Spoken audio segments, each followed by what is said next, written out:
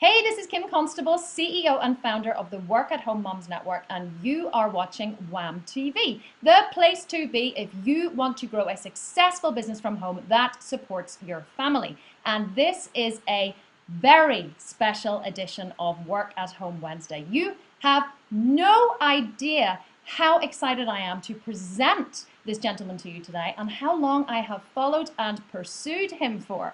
I am going to tell you a little bit about him. Derek Halpern is our guest today. He is the creator of Social Triggers. It is one of the most in-demand experts on using new media to attract customers. His breakthrough science-based approach to social media, blogging, and online marketing has changed the way tens of thousands of people use the web to grow their businesses. In addition to the wildly popular resource at socialtriggers.com, Derek Halpern is also the host of one of the top marketing podcasts on iTunes, Social Triggers Insider. Derek, welcome to the Work at Home Moms Network. We are super excited to have you here. Hey, what's up? Thanks for having me. Let's just make one thing clear. I'm far from a gentleman. Well, we do like the bad boys on here, Derek, I have to admit. So be as bad as you like. You'll be very welcome. Funny. All right. Hey, thanks for having me. I'm pumped to be here. No, it's exciting. Thank you so much. So I'm just going to dive right in, Derek, because as you can imagine, time is scarce for our work-at-home mums. So as an expert, what would you say the three main things a work-at-home mom should be focusing on to build her business effectively? Yes. So this is less about the three main things and more about the main thing. I don't know who said, maybe it was Peter Drucker that said this. He goes, the main thing is to keep the main thing the main thing. Three things is too many. Right. Perfect. The main thing is something that I like to call the learning implementation loop. Now, what is that? Well, when you're getting started with building a work-at-home business or an online business or whatever you're trying to do from home, you think you need to continuously learn new stuff all of the time. Right. And you have people who waste, work-at-home moms, they don't have that much time. So they'll spend 4 hours of their time learning new stuff and only 20 minutes of their time implementing new stuff. Right. This is where the learning implementation loop comes into play. What I suggest people do is to devote 2-3 weeks to learning about something specific and then spend 3 weeks not learning anything and focus on implementing something specific. Now, it's kind of funny because this kind of sounds like common sense, but it's not what people do in my experience. No. Most people will just wake up, and the first thing they'll do when they wake up, they'll check their email, read some newsletter subscribers, read a book, and then maybe do a little bit of work before the end of the day. Or maybe they'll do a little bit of social media before they even do any work. Yes, common trout. And that's not really what pays the bills. What pays the bills is learning what to do, learning just enough to do the bare minimum, and then go doing that. And you keep doing that until it doesn't work anymore. When I first started Social Triggers, that's kind of what I did. I started Social Triggers. I did these site review videos where all these top experts asked me for advice about conversions. Did these videos. I did like 30 of those videos. I basically kept doing those videos until doing those videos didn't work anymore. I did 30 of them, and in all 30 of those videos, I actually said the same exact things. I didn't even say anything different. I felt like, let me tell you, repeating myself once or twice is annoying, but imagine doing 30, 45-minute videos where you say the same exact thing in every one of those videos. Packaged in a different way. Exactly. Right. So you do the same thing until it doesn't work anymore. And then you go back to the drawing board and then learn something else and then do that until it doesn't work anymore.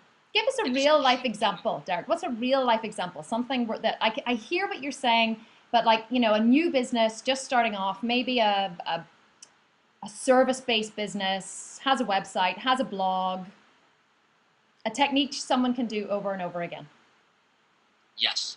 So, for example, let's say you have a service-based business, as you said, you have a blog, and you notice that the bulk of your sales comes from after you do a guest post on someone else's site, right? So let's say you did one guest post and you notice one client came from guest posts. You know what you do? You stop updating your blog, maybe update it once a month. Don't update your blog anymore. Focus on putting out 50 guest posts until you basically can't put any more guest posts out anymore on blogs. And you want to do it to new audiences. You don't want to do the same guest posts to the same audience. You want to do it on 50 different blogs. Do it until you realize you're not getting clients anymore. That's one example. You might notice that you're getting clients from your past clients referring people your way. So what do you do there? Right.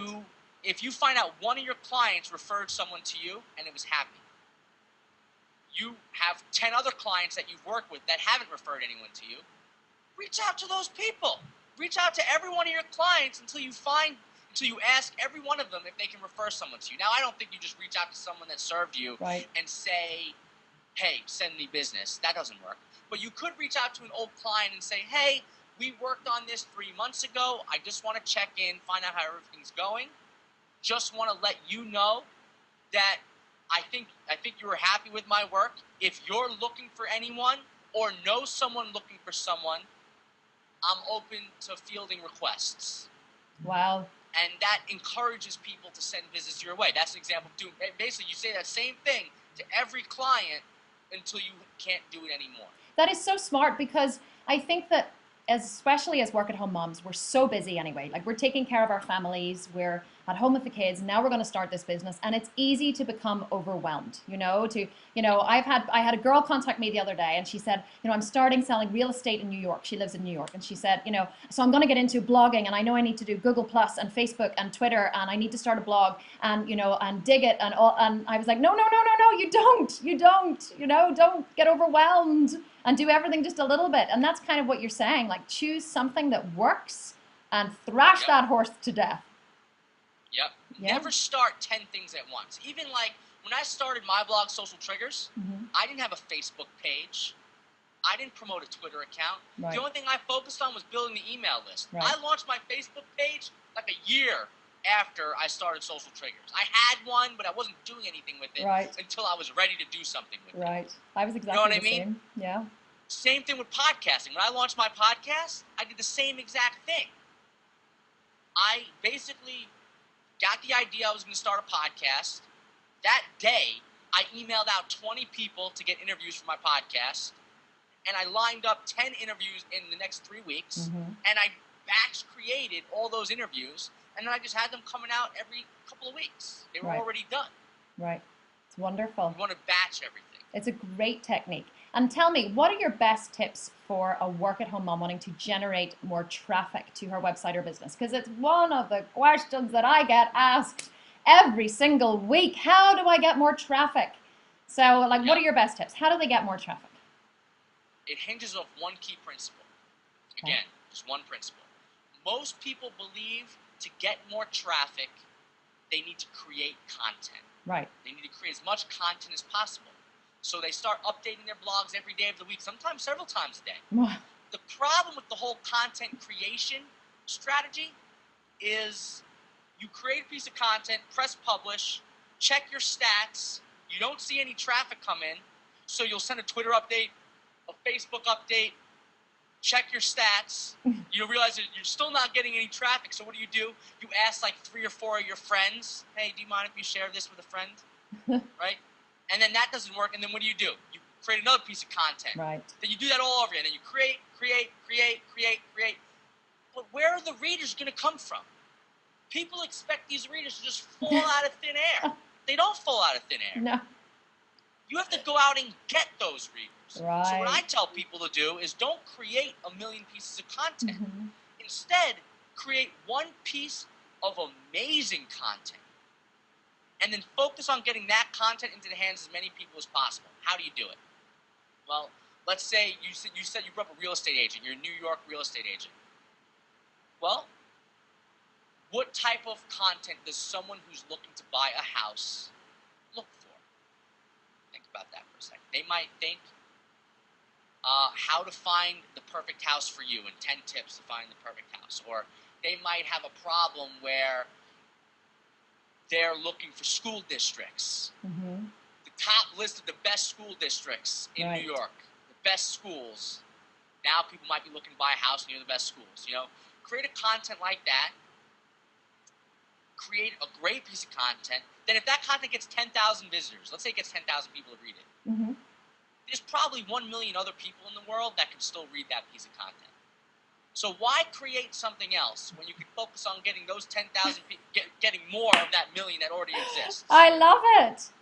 I love it. I said this with the site review video. Again, I repeated that till it didn't work anymore. Right. I was talking about this one concept called the feature box, where if you go to socialtriggers.com, you go to the top of the page, there's that big box across. Yeah. I call that the feature box. I've heard of your feature box. Yes. So I call it the feature box or the Halpern header. Right. When I did those conversion site reviews, I always mentioned the feature box or the Halpern header. I said it in every single interview. Do you know why? Because it was a good idea and it worked. It was up to me to give that idea market penetration. It was up to me to make sure everyone has heard of that feature box. I didn't have to create a new idea. I just need to make sure that everybody knew about my one idea. Right.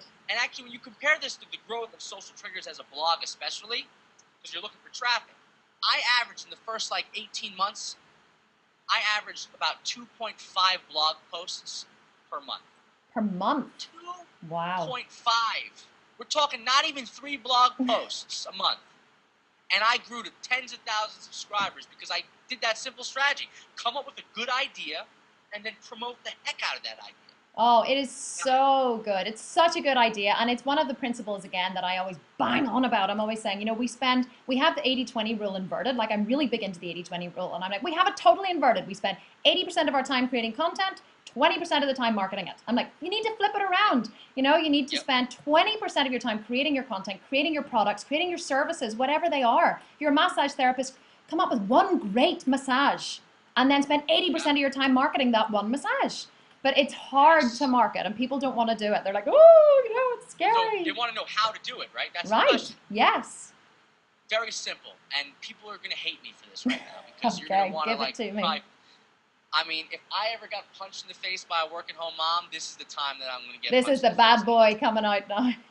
This is why. Because you know how you do it? The easiest way to get people to your website is to find someone who has the people that you want to reach and convince them to send some of those people your way. Oh, so basically, the easiest way to get someone to visit your website is to find someone who has the people that you want to reach, convince that someone to send those people to you. How do you do it? Yeah. You email people. You email people you don't know and introduce yourself. Okay. Really. And don't ask for anything, just make friends. Build your network. Reach out to people that you want to be connected with and talk to those people. Now, if you're just starting out, I don't recommend you contact those big wigs with millions of visitors. Right. Contact the smaller people. People more around your size, maybe a little bit bigger than you. And make friends with those people. When I started my first blog ever in 2006, I started 2005. The blog that I'm talking about right now is 2006. Okay. What I did to grow that blog, I'm not even kidding. I was doing about 300 visitors a day. Very small in that niche. It was a celebrity gossip website. So I reached out to all the celebrity gossip blogs that I could find that I thought got around 1,000 visits a day. I had 5 of us. They all got 1,000, 300. I then said, hey guys, let's help each other grow. You promote my stuff, I promote your stuff, we can share, be friends. It doesn't have to be that official. I was just starting, I didn't really know how to create beneficial relationships other than, hey guys, let's trade at that point. We all did it. Over the course of the next month, all of us went from going from 300 to 1,000 a day or whatever it was, to everyone was getting 5,000 hits a day. We shared our audience. Wow. All by building that connection. So how do you get people to visit your site? Find people who have the audience you want to reach, make friends with them, and convince them to send people your way. That is amazing, and really it makes me think of the analogy, where they say the whole is greater than the sum of the parts. Like if you think about a car, for example, if you take all of the individual parts of a car individually, they don't really do very much, although it's a valuable part. But put it together, and you have an amazing vehicle, that can do all kinds of crazy stuff. So it's using other people's leverage and collaborating with them, but also giving value to them as well as taking it. I think that's what you're saying. Rather than just looking for what you can get from them, it's about how can you add value to them as well. Exactly. So let's say you're a website designer and you're trying to get started. And let's say you don't have traffic to share. You might have another skill you can share with someone. Right. If you're a web designer, you got web design skills. You can go find someone who has a lot of traffic and go up to them and be like, hey, look, I'm a web designer. You've had the same web design for 2 years. I'll redesign your site for free. This is something I would charge whatever you charge for it. Offer them that for free. And what's going to happen? You're providing the value of the free web design. Right. They're going to open their network to you. You know how many friends I made just by giving them free advice? I'm really known for being a conversion guy, and I can make things convert. Back when I first started Social Triggers, I was just reaching out to people. I was just, hey, that's how I got people to do those site review videos. I was like, hey, you're doing a really good job. I don't mean to step on any toes. You probably know this already, but there are some tweaks you can make to your website that would help you get more email subscribers if you want them. And if you're open to hearing about it, I'd love to share some of these tips with you. It just comes from my personal experience. I believe it'll work for you. If you're interested, let me know. And what ends up happening? They're open to it because I'm giving them free advice. But you have to ask them if they're interested first. Right. Same thing with the web designer. Like, oh, you're interested. Or you might notice that someone just launched a new ebook and you're a web designer. Offer to redesign their ebook. Right. Let's say you saw someone else mention that they're working on a Kindle book and they haven't launched it yet. Tell them that you'll gladly offer proofreading for free. You'll proofread their ebook before it goes published just so they can have a second set of eyes. Offer your skill to someone else for free as a way to open up the relationship. It's kind of like the law of reciprocity. The more that you give, the more you're going to receive in a lot of ways. Giving begets getting at the end. Really, it's a beautiful, lovely way to be. It kind of feels so nice whenever I even hear you say it, because as a woman, of course, we're all hearts and flowers, and sharing and giving. So, but I'm thinking like, yeah, that would really work for me, I would love that. I would, and then you make a connection, you make friends. And then when you're friends with someone, something changes. Whenever you're just email buddies, it's different. But once you've spoken to the person, you've connected with them, you're human to human now, something changes. And a relationship is built, and marketing is just relationships. Oh my God, Derek, I love it. Okay, well, I just want to ask you one more question, because you're known for your in-depth research into what drives human behavior. And that is a subject very close to my own heart. It's something I've studied for years and years. So in your opinion, I get asked this a lot as well, and I'd love to hear your take on it. What causes people to buy or to make a purchase? Yeah, so people buy because they want something, and it's usually one of two things. They either want to be entertained or they want a benefit of some way. The benefit could be a positive benefit or a negative benefit. And what do I mean by that? A positive benefit means they want something added to their life, and a negative benefit is they want to prevent something from being lost from their life. Right. That's it. People buy because they want to either add something to their life or have something prevent from being lost from their life. This could be they want to add humor into their life. They want to prevent losing money. They want to add additional income to their business. They want to prevent, a disease. That's exactly why people buy. If you can promise them that, you'll have customers for life. Wow. Which it really stems down to find someone with a problem and solve that problem. And solve their problem. And then charge them for it. Right, because ultimately we just want to feel good. Like underneath it all, we just, what I find, especially through my work with, the network members, is that they join my network because they want the skills and the resources, and they want, the access to the trainings. But then ultimately they stay a member because as a member, they get not only great training, but they get to connect with other women. They get to feel good, and some, intrinsic need is satisfied. It's amazing. So if my work at home moms adapt those principles and try and bring them into their products, you reckon they're going to sell? Yes. Always focus on solving a problem that your customer has, not the problem that you want to solve. Right. It's beautiful. That's amazing, Derek. You have been absolutely incredible. And I mean, just those 3 questions, you've opened up an amazing amount of information to us, and you obviously have a ton of experience, not only in the real world, but in the work. And I know that you research a lot, and you really put a lot of effort and a lot of thought into everything that you do, and you're not making hypotheses here. I mean, you're speaking from real experience. Yeah, no, this is not from At one point, it was a hypothesis, but they have since been tested and Yeah. proven. Yeah. Thank God.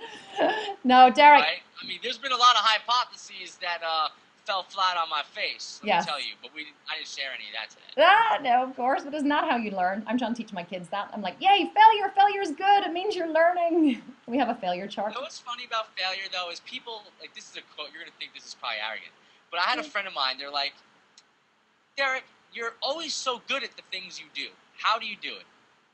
And I'm like, it's because I only do things I'm good at in public. Right. It's true. It's amazing. I'm going to quote you on that. I'm going to put it at the bottom of the interview. Oh, that's I right. only do good things I'm good at in In public. I'm going to quote you. So, Derek, where can my whammies go to find you? Socialtriggers.com, isn't that right?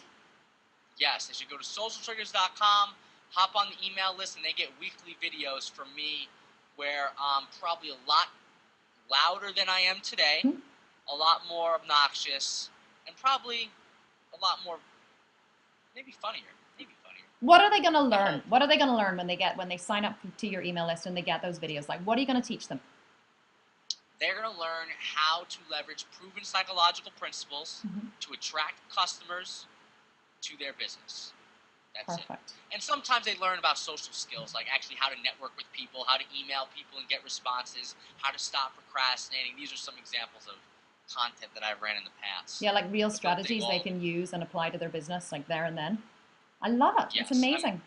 Derek Halpern, you have been absolutely wonderful. Thank you so much for sharing your time with us today. And it has been an honor and a privilege. And I hope that everybody gets over to socialtriggers.com. We have the links underneath this video. Click on the link, go to socialtriggers.com, sign up for Derek's updates. I did it almost a year ago, and let me tell you, I have never looked back. I love his videos landing in my inbox every week. So make sure you do that today. Click on the link underneath, go to socialtriggers.com, and you will be hearing from Derek every single week. Derek, thank you so much. This was unbelievable, and I hope that maybe we might connect again soon. For sure. Thanks for having me. No, it was wonderful. Thank you, and I shall see you soon. Take care. It's your cue to say bye. What? It's your cue to say bye. Oh, all right, bye. Okay, I'm going to press stop. I thought we just said bye. Are we hanging off on go-to meeting right now? We're still on. Hang on, I'm going to press stop 1 second.